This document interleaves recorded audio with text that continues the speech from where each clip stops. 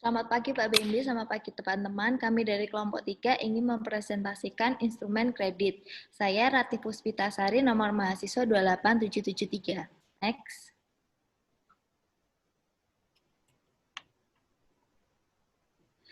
Pengertian umum. Perkembangan aktivitas ekonomi yang sangat cepat ditimbulkan oleh berkembangnya peradaban manusia. Proses perkembangan ekonomi terjadi melalui 3 tahap, yaitu pertama ekonomi barter, perekonomian uang, dan perekonomian kredit. Perekonomian barter itu pertukaran barang dengan barang. Jadi misalnya kalau zaman dulu tuh aku punya daging, terus nanti teman saya punya sayur, nanti ditukarkan kayak gitu. Terus berkembang lagi nih, muncullah perekonomian uang, yaitu dengan adanya mata uang. Jadi pertukarannya antara barang dengan uang. Terus kemudian berkembang lagi muncul perekonomian kredit, yaitu lebih simple, cuma tinggal bawa kartu, nggak usah bawa duit yang banyak kayak gitu. Next. Kartu kredit. Kartu kredit diterbitkan oleh bank atau lembaga pengelola kartu kredit bagi para nasabahnya dan dapat digunakan oleh pemegangnya sebagai alat yang sah secara kredit. Kartu kredit adalah alat pembayaran pengganti uang tunai yang dapat digunakan sewaktu-waktu. Jadi, mau itu barang atau jasa, asalkan tempat tersebut menerimakan untuk pembayaran kredit. Jadi, misalnya nih pedagang ini cuma bisa tunai, berarti nggak bisa nganu kredit. Cuma toko-toko tertentu, biasanya di mall gitu yang menyediakan fasilitas untuk pembayaran kredit. Biasanya nanti, misalnya kita beli secara kredit, nanti biasanya bank itu sudah membayarkannya atau mendebit langsung dari kartu nasabah tersebut. Next. Pihak yang terlibat dalam kartu kredit itu ada 3. Yang pertama, issuer, bank atau lembaga pengelola kartu kredit yang menerbitkan kartu. Yang kedua, cardholder, yaitu pemegang kartu. Dan yang ketiga, merchant, pedagang yang menerima pembayaran dengan kartu kredit. Next. Sistem kerja kartu kredit. Jadi, bank atau lembaga pengelola kartu kredit akan memberikan kredit limit. Sifat layanan kartu kredit membolehkan seseorang menggunakan di sekitar kredit limit yang diberikan. Oleh karena itu, sangat penting bagi bank atau lembaga pengelola kartu kredit untuk mengawasi kredit limit, khususnya terhadap pemegang kartu kredit yang latar belakangnya kurang jelas. Jadi maksudnya kredit limit itu kayak misalnya saya punya kartu kredit dengan kredit limit 50 juta misalnya. Jadi aku tuh bisa pakai kartu kredit tuh limitnya di bawah 50 juta. Kalau udah lebih dari 50 juta tuh nggak bisa. Terus untuk latar belakang yang kurang jelas tuh biasanya kredit limitnya lebih sedikit. Jadi kayak cuma 5 juta atau pokoknya lebih dikit lah. Karena kan latar belakangnya kurang jelas. Takutnya kenapa-napa. Next.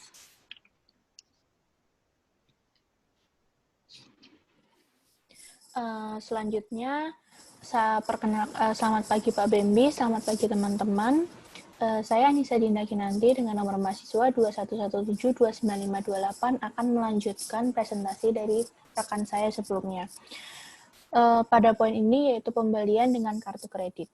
Sebagian pedagang pada era saat ini menggunakan kartu kredit sebagai salah satu alat pembayaran dan menganggap bahwa hal itu dapat memenangkan persaingan dalam pemasaran.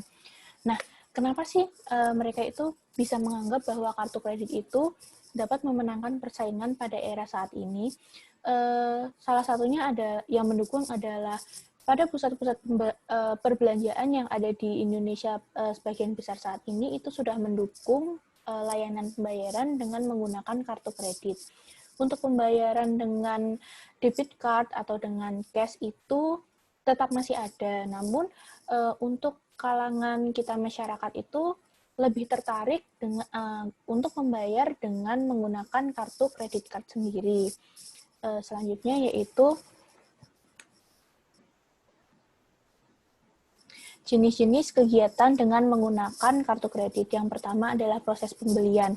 Proses pembelian itu sendiri bisa dengan diambil contoh adalah saya membeli barang-barang untuk mengisi kamar saya dengan menggunakan kredit card. Yang kedua adalah otorisasi, yaitu memberikan kewenangan kartu kredit saya kepada orang lain. Yang ketiga adalah penyetoran oleh merchant, yang keempat adalah interchange, dan yang kelima adalah settlement. Settlement sendiri yaitu proses terakhir dari transaksi di mana pengiriman dilakukan oleh penjual dan pembayaran dilakukan oleh pembeli. Selanjutnya yaitu layanan kepada pemegang kartu kredit. Layanan pada pemegang kartu kredit biasanya ditangani oleh pihak pusat secara langsung. Kegiatan layanan kepada pemegang kartu kredit antara lain yaitu yang pertama adalah menjawab pertanyaan-pertanyaan dan menyelesaikan informasi nasabah secara langsung, tatap muka secara langsung, melewati telepon atau melewati pos. Yang kedua adalah memberikan informasi-informasi terkini kepada pemegang kartu kredit. Nah, jadi di sini pihak bank atau pihak yang mengeluarkan kartu kredit itu berhak memberikan layanan informasi-informasi kepada nasabah yang memiliki kartu kredit tersebut. Yang ketiga adalah melayani permintaan salinan bukti transaksi yang dilakukan dengan kartu kredit. Kenapa sih kita itu harus boleh mendapatkan salinan transaksi dengan kartu kredit itu karena bisa jadi seseorang yang telah menggunakan kartu kredit itu ingin mengetahui apa aja sih yang udah saya belanjakan atau kartu kredit ini saya gunakan itu untuk saya belanja apa saja. Nah, jadi dia bisa mengira-ngira apa aja sih yang harusnya saya bayarkan dengan kartu kredit dan yang tidak seharusnya saya bayarkan dengan kartu kredit, seperti itu. Selanjutnya yaitu di Indonesia, khususnya di pusat perbelanjaan kartu kredit sudah menjadi hal yang umum untuk masyarakat. Pembayaran dengan kartu kredit digemari oleh masyarakat Indonesia dan bagi merchant, mereka menerima pembayaran menggunakan kartu kredit agar tidak kalah saing dengan yang lainnya. Nah, di sini terdapat beberapa hal yang harus diperhatikan dalam menggunakan kartu kredit, yaitu jangan asal memberikan kartu kredit kepada orang yang sudah Anda kenal sekalipun. Misalkan saya memberikan kartu kredit saya kepada Mbak Nabila, atau saya memberikan kartu kredit saya kepada Mbak Ratih secara langsung itu tidak boleh walaupun saya dekat dengan keduanya, karena itu bisa disalahgunakan oleh mereka berdua. Kemudian, mampu mengetahui kondisi saat melakukan pembayaran dengan kartu kredit. Yang ketiga, menggunakan kartu kredit secara benar. Nah, poin 2 dan poin 3 ini bisa dijadikan satu untuk artiannya karena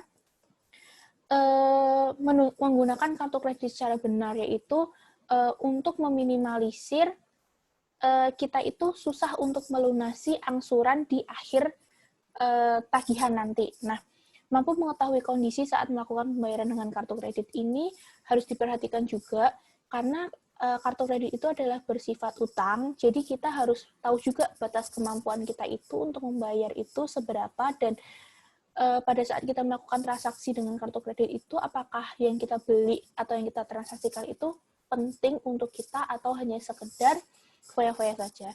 Dan yang terakhir adalah membayar tagihan kartu kredit tepat waktu. Ini sangat penting agar tidak terjadi penumpukan pembayaran angsuran yang akan kita bayarkan sendiri. Selanjutnya yaitu penggolongan kartu kredit. Di sini terdapat 6 penggolongan kartu kredit. Yang pertama adalah menurut sudut pandang penerbitan. Nah, menurut sudut pandang penerbitan ini, kartu kredit diterbitkan misalkan oleh Visa Card, Mastercard, BCA Card, dan lain-lain. Yang kedua yaitu dengan sudut pandang cara pembayaran. Nah, untuk cara pembayaran ini, untuk kredit card, kita itu membayar secara diangsur dan ada tahapan-tahapan untuk membayar angsuran tersebut. Kemudian yang kedua ada charge card. Charge card ini adalah pembayaran itu langsung dibayarkan pada saat jatuh tempo dan tidak bisa diangsur seperti kredit card.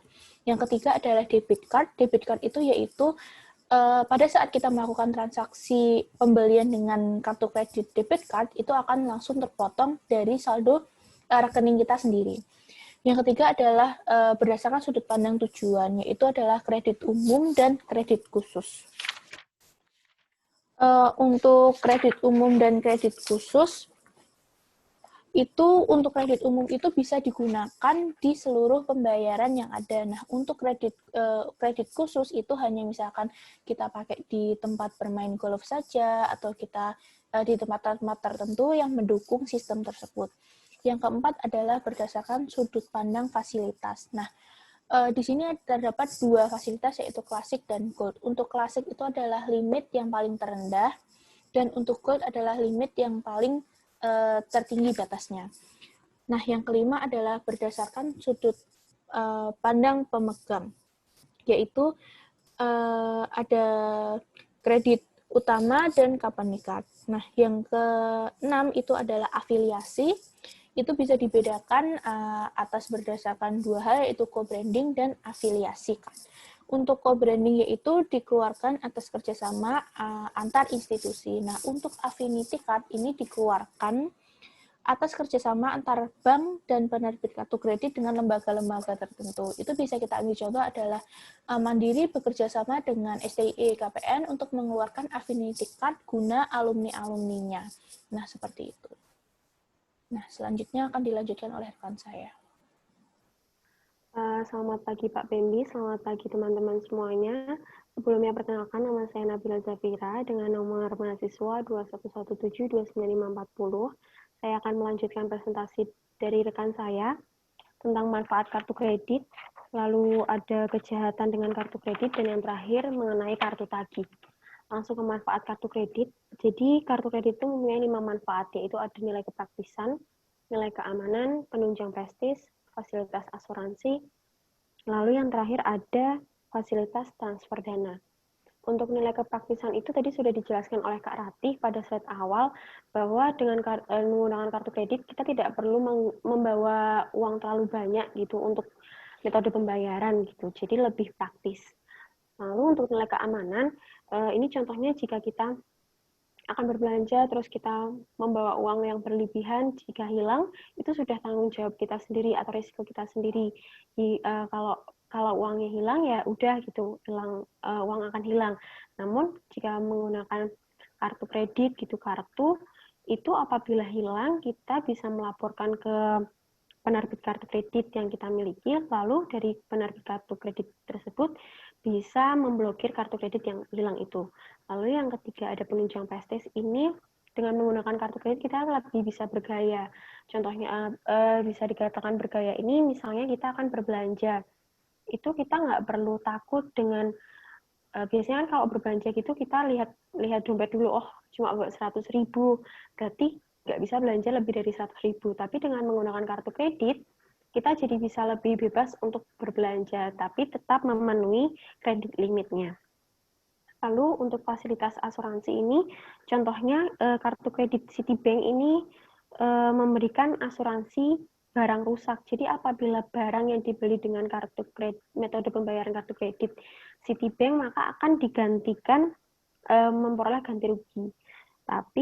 Tetapi sebagian penerbit kartu kredit di Indonesia ini belum mampu melakukan hal tersebut.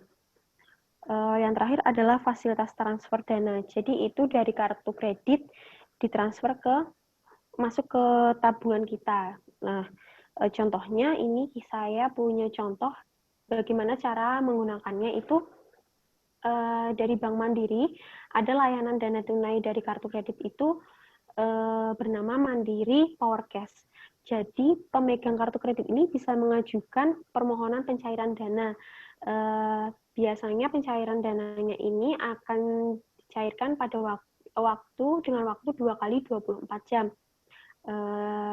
Tetapi ada syaratnya untuk melakukan itu. Yang pertama, nasabah ini merupakan nasabah pemegang kartu kredit Mandiri, lalu minimal pengajuan dananya ini minimal 1 juta dan maksimal 100 juta. Lalu untuk bunga dan biaya administrasi ini dapat berubah sesuai dengan kebijakan Bank Mandiri tersebut. Oke, next.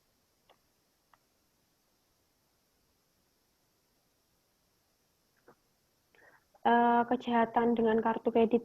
Oke, resiko utama dari program kartu kredit sendiri itu adalah kecurangan penggunaan. Biasanya itu dilakukan oleh pihak-pihak eksternal atau pihak-pihak yang tidak mempunyai wewenang atas kartu kredit tersebut.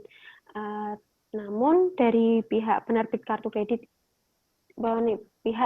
kartu kredit juga memberikan pengawasan atas hal itu yang disebut dengan kegiatan security. Dan kegiatan tersebut merupakan fungsi utama dalam perencanaan kartu kredit. Selain kecurangan penggunaan, terdapat pula masalah kemacetan rekening atau rekening yang menunggak. Itu biasanya dilakukan oleh si pemilik kartu kredit ini. Nah, dari penerbit kartu kredit juga memiliki pengawasan atas hal itu. Pengawasannya disebut dengan collection. Lanjut. Modus kejahatan kartu kredit itu ada banyak.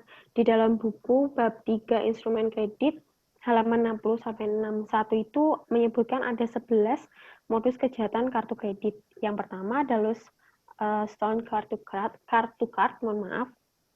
Itu jadi pelaku pura-pura kehilangan kartu kreditnya, biasanya karena dicuri atau tercecer begitu. Lalu nanti dari pihak bank memberikan kartu kredit yang baru. Lalu si pelaku ini menyalahgunakan kartu kredit yang baru itu. Lalu yang kedua ada counterfeit card, ini pemalsuan kartu kredit. Lalu ada reimburse atau altered card, ini kartu kredit yang sudah habis masa berlakunya, digunakan kembali dengan cara meratakan relief nomor dan tanggal asli, kemudian menimpa lagi dengan nomor dan tanggal yang baru, lalu digunakan oleh si pelaku. Lalu yang keempat ada re-encoded card, ini jadi mengganti kode dalam magnetic strip-nya. Penggantian kodenya ini tapi menggunakan mesin pendeteksi dan ada rumus pemecah kodenya.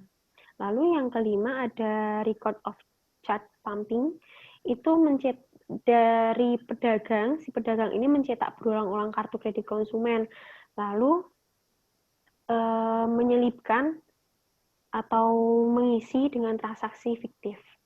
Selanjutnya ada white plastic. White plastic itu mencetak kartu plastik polos tanpa logo dan tanpa tanda visual apapun, lalu membuat seperti kartu kredit yang asli begitu. Lalu selanjutnya ada split chart, itu pedagang ini memecah strip transaksi lebih banyak dengan nilai transaksi yang lebih kecil.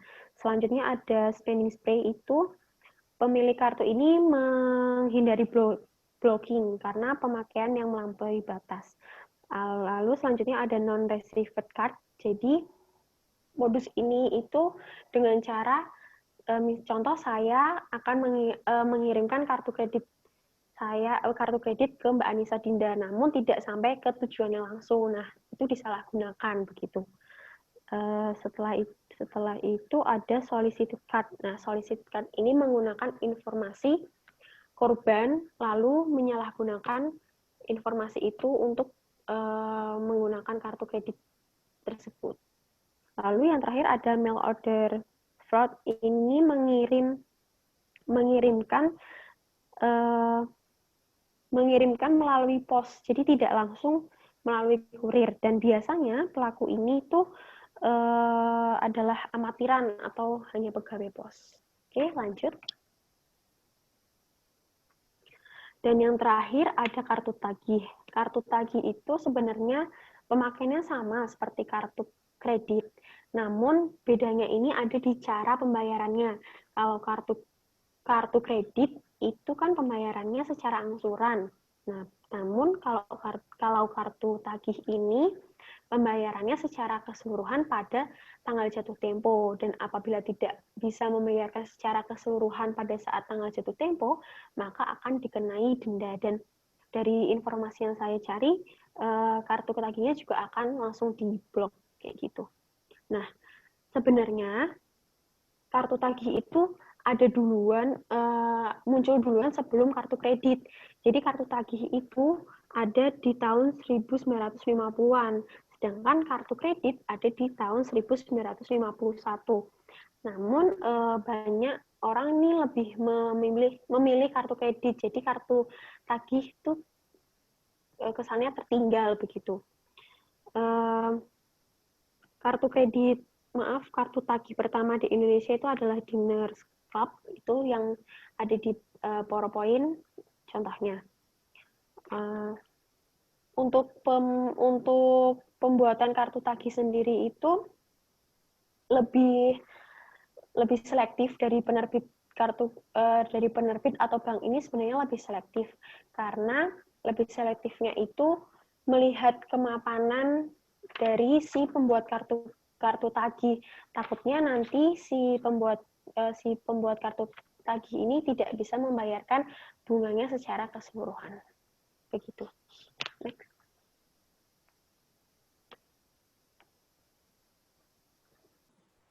Nah, oke, di sini saya akan menjelaskan secara umum dulu kasus yang kita ambil pada presentasi kali ini dengan judul adalah hati-hati seperti ini modus pembobolan kartu kredit. Seperti yang sudah dijelaskan oleh Mbak Nabila Zafira, tadi ada beberapa modus-modus yang digunakan untuk penyalahgunaan kartu kredit. Nah, dalam berita ini atau dalam contoh kasus ini, polisi ini menangkap 7 orang mafia. Mereka itu bekerja dengan sistem mereka itu berbelanja atau bertransaksi secara online. Nah, kemudian mereka ini menelpon nasabah pemegang kartu kredit dan berpura-pura mengaku sebagai pihak bank yang menerbitkan kartu kredit. Nah, dari pihak bank ini menanyakan apakah dari nasabah sendiri melakukan pembelian secara online maupun offline dengan menggunakan kartu kredit. Nah, jika korban menjawab korban otomatis akan menjawab tidak karena mereka merasa tidak menggunakan kartu kredit mereka untuk berbelanja hal apapun. Nah, untuk mafia ini atau pembobol kartu kredit ini menggunakan cara itu dan kemudian mereka meminta kode OTP atau one time password untuk menjadikan alasan itu membatalkan transaksi yang sudah ada, yang sudah yang sudah mereka lakukan. Nah, padahal itu ada one time password itu atau kode OTP itu dilakukan untuk membobol kartu kredit dari korban secara langsung. Kemudian akan dijelaskan oleh Mbak Nabila. Oke, untuk isi kasusnya sudah dijelaskan secara ringkas oleh Mbak Nisa Dinda. Lalu untuk contoh kasus yang kelompok 3 ini tampilkan, kejahatan dari kasus ini itu masuk ke resiko utama dari program kartu kredit, yaitu kecurangan dalam penggunaan. Lalu modus kejahatannya itu menurut kelompok kami ada di solicited card. Jadi menggunakan informasi pribadi dari si korban untuk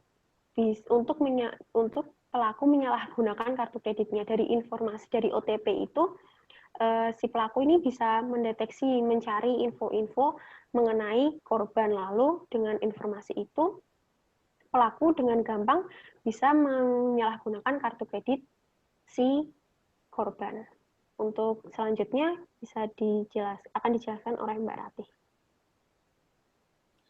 Oke, jadi saran dari kelompok kami itu biasanya kan OTP tuh di SMS atau lewat email, itu jangan sembarangan dikasih. Jadi ketika ada orang telepon, apakah benar Bapak beli barang ini, bolehkah saya minta nomor OTP-nya, itu jangan dikasih, karena itu sesuatu yang pribadi. Dan kalau jika Anda mengasih OTP tersebut, ya udah langsung kayak bisa kebeli para kriminal ini. Jadi makanya pihak bank pun sebenarnya harus lebih ngasih tahu nasabah-nasabahnya bagaimana para kriminal ini bisa lebih pintar dari mereka. Yang lebih penting sih OTP itu sifatnya pribadi, jangan sampai dikasih ke orang lain. Itu sih yang paling penting. Sekian presentasi dari kelompok kami. Jika ada salah kata atau yang kurang berkenan, kami mohon maaf. Semoga materi ini bermanfaat untuk kalian. Untuk tambahannya atau jika ingin yang bertanya, bisa langsung ke WA Group. Terima kasih.